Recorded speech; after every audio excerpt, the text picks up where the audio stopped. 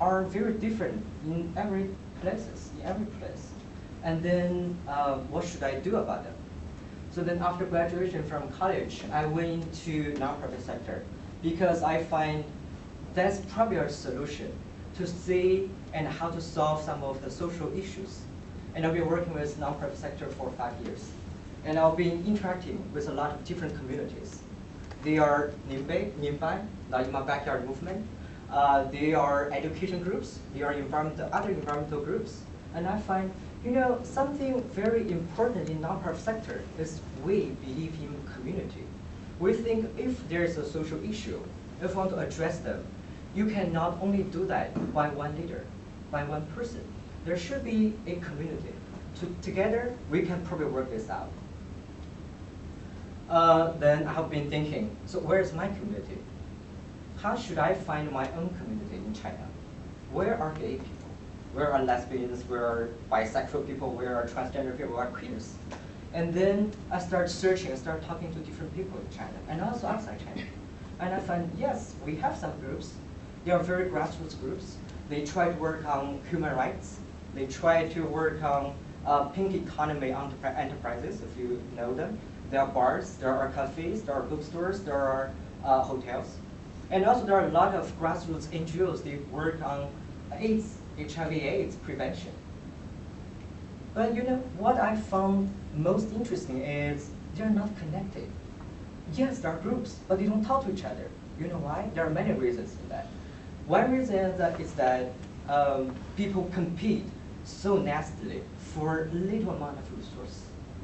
We need resources to survive. There's a very good channel to support them. You don't get money. You don't get human talents. So people have to fight with each other. So in this very little community, even we are separated from the mainstream sector, we're still separated. And I'm really glad that the speaker prior to me, they mentioned Martin Luther King. When Martin Luther King gave his famous speech, I have a dream. Then I'm thinking, what is my dream? What is gay people's dream in China? What is the collective dream of LGBT community? And I thought, no, I don't know where is it. I don't know what is the dream. And I think, oh, there might be something wrong. So I've been thinking, okay, if I've been working with grassroots community for 5 years, then what is the essence of community? In my opinion, if you boil this concept down, there are 2 parts. The first one is connections. The second one is engagement. How do we make people connected? How people are connected? I've been thinking that, in my opinion, there are different ways. You need to feel the same feel. There are feelings. You feel them. You feel their challenges, their happiness, their sadness. And the second one is relationship. People are related in some way, so that's why we are connected. We are family members, we are friends, we are colleagues. And the third one is through technology. In the past, we probably can only connect with each other through blood or through a very limited circle of friends. But now we have Facebook, we have WeChat, we have everything to help us to get connected. And then people need to get engaged.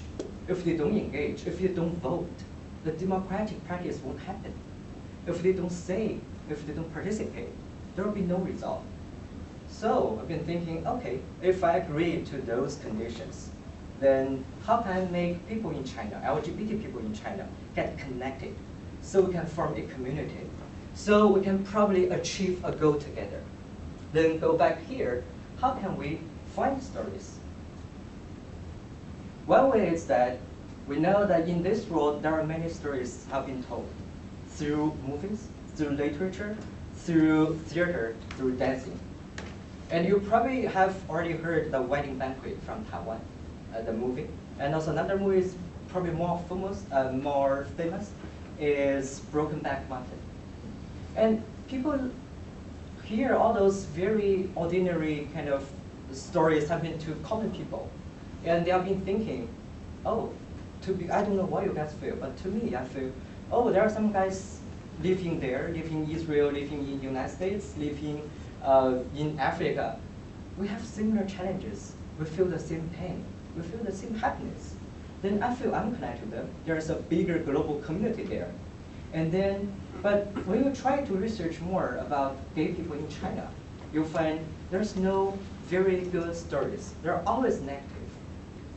So if we only read all the negative stories, how can we get connected? How can we get inspired? Then that's where my idea is coming from. Why don't we tell some of the positive stories to let people feel you are supported? I am supported. So, have you ever tried to talk to a person? Have you tried to really talk to a person? Have you tried to talk to a gay person in your life? You know, when we talk about stories, it's not just about facts. It's not listing all the things you have done. It's about asking them why. Yes, I understand you live a different lifestyle. I respect you. That's not the end of the story. You need to ask, probably think, why? Why do you do this? What do you feel when you do this? What do you feel when people say something to you? When they say you are sick, you need to be electrocuted. When you need to be stood, and then ask them why. And think about if that story happens in your family member, if that story happens to your friends, to your colleagues, what do you feel? If someone now is going to electrocute me, what do you feel? Or what questions do you want to ask? Then I think, okay, if that logic works, we can probably start talking to people. Because if we want to build a community, we probably need more people to tell their stories. You don't only need celebrity story. For example, Tim Cook is a very big story that happened last month, 2 or 3 weeks ago. And then you think, oh, that's too far. They are rich, they are swaps, they are whatever. But I don't think that applies to me. But think for a moment. If Martin can do this, if Martin can stand out and say, I'm your friend, and do you want to kill me? So think about the impact to others. That's why I think, oh, let's do this. Let's take every chance to talk to people and collect the stories about gay people in their life. And think what that might be. You probably just end up as nobody will watch that or read them. But you never know who might read. Some little boys living in the remote mountain areas, in a remote place that you probably need a plastic to carry you to school. And what will happen there? You probably can change their lives. They might be feel supported, they might not kill themselves, they might not be feel discriminated from the society. And then so my idea is like, okay, that's a good point. Let's start from a very small point. Let's start from taking interviews, starting from Hawaii, where I am. I'll be reaching out to people in Hawaii in the LGBT community. It's a very large community. So you have bar owners, you have foundation people, you have nonprofits, you have individuals who work on theater, arts, different sectors. So I've been reaching out to talk to them and collect stories. I find, you never know what will happen when you talk to them. Because if you boil them down, boil all the questions down, you will find there are not that many differences. We're all human beings. We share the same pain. If they lost a lover, if you lost a lover, you feel the same way. The only difference is they choose guys. I mean, guys choose guys and girls choose girls. But if you overcome that superficial difference, you'll find we're really connected. I feel you.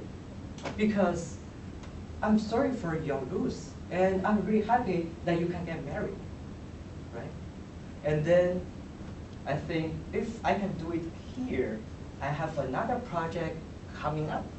So it's kind of a longer version of the story project. So I'm going to Southeast Asia and Greater China area. Because yes, I can find the people, I can feel that the story project is going on the right track. But how can I help Chinese people? Geopolitically, China is really far from Hawaii. But China is really close to Southeast Asia and Taiwan and Hong Kong. There must be a lot of stories happening there. how about if I collect stories from those places and share them with Chinese people? And when people can read different stories, they might feel different things, and they may start talking to their family members. So the social space will be open. You know, in China, we don't talk about this publicly. We can make jokes every now and then, but people don't seriously discuss what's behind them. So that's my project proposal for next semester. I'm going to travel to Southeast Asia to visit different communities and write down stories, maybe take pictures and videos, and then write them down to help people in China, in the world, to read about people's stories, about ordinary people's stories. I'm sure, you know, by the statistical reason, you must have already met someone who are gay. You probably just don't know. Why? Why there's no space for them to talk to you? Maybe they feel not safe, or they feel shy. Why don't you take a step and ask them, what do you feel today? And what's your story? Why do you do this? And then please write them down and contribute to my online platform. So more people can read them, and you probably can change a world. That's my story. Thank you.